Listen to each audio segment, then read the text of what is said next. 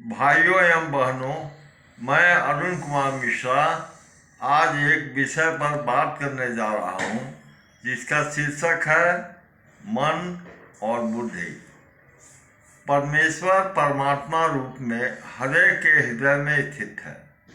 जहाँ तक विभिन्न योनियों में शरीर का संबंध है, भगवान सबों पर समान रूप से दयालु हैं। फिर भी जीवों की समस्त परिस्थितियों में वे अपना परमात्मा रूप बनाए रखते हैं। शरीर तो प्रकृति के गुणों द्वारा उत्पन्न हुए हैं, किंतु शरीर के भीतर आत्मा तथा परमात्मा की यह समानता मात्रात्मक दृष्टि से समान नहीं बनाती, क्योंकि आत्मा किसी विशेष शरीर में उपस्थित होता है और परमात्मा प्रत्येक शरीर में। आत्मा रथी है और शरीर रथ है। बुद्धि इसका सारथी और मन है लगाम। इंद्रिय है इसके घोड़े और विषयों को मार कहा गया है, तथा शरीर, इंद्रिय एवं मन से युक्त आत्मा को भोक्ता कहते हैं। यद्यपि रथी के अधीन सारथी, सारथी के अधीन लगाम और लगाम के अधीन घोड़ों का होना ठीक ही है। जिसका बुद्धि रूप सारथी विवेक द्वारा सर्वथा शून्य है, मन रूप लगाम जिसकी नियमानुसार पकड़ी हुई नहीं है, ऐसे जीवात्मा रूप रथी के इंद्रिय रूप घोड़े दुष्ट घोड़े की भांति बलात् उल्टे मार्ग ले जाकर गड्ढे में गिरा देती है। अग्नि में चाहे जितना घृत क्यों न डाला जाए, उसकी तृप्ति कभी नहीं होती। मनुष्य जैसे जैसे विषयों को भोगता है, वैसे वैसे अग्नि की भांति उसका काम बढ़ता जाता है।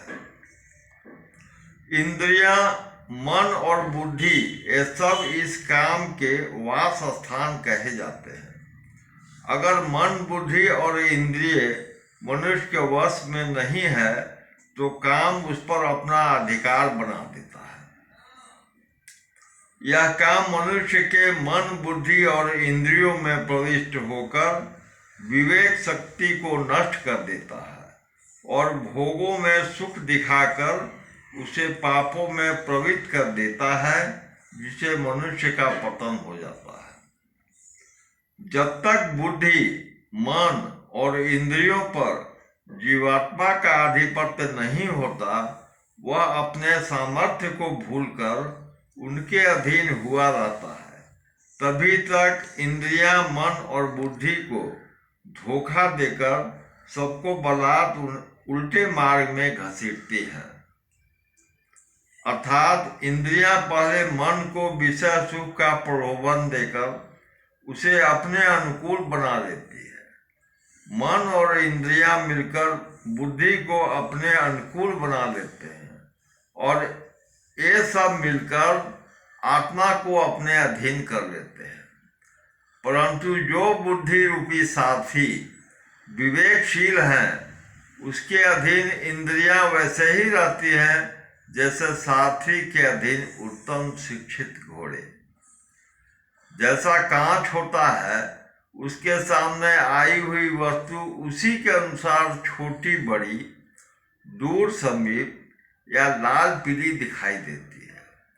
वैसे ही इस लोक में मनुष्य का जैसा मलिन, मिश्रित अथवा स्वच्छ अंतःकरण होता है, वैसा ही उसके द्वारा भगवान का रूप समझ में आता है। इंद्रियों से मन श्रेष्ठ है, मन से बुद्धि उत्तम है, बुद्धि से उसका स्वामी जीवात्मा उच्च है, क्योंकि इन सब पर उसका अधिकार है।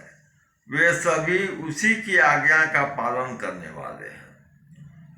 इस जीवात्मा से भी इसका अव्यक्त शरीर भगवान की वह प्रकृति प्रबल है जिसने इसको बंधन में डाल रखा है। जिस प्रकार भिन्न भिन्न नदियों के जल सागर में मिलकर अपने नदी के नाम को खो देते हैं, और वह भी सागर कहलाते हैं, उसी प्रकार भगवान में चेष्टा रखने वाले व्यक्ति का वह भी सागर में नदियों के मिलने के समान ईश्वर में मिल जाते हैं और फिर वापस नहीं संसार में आते। धन्यवाद।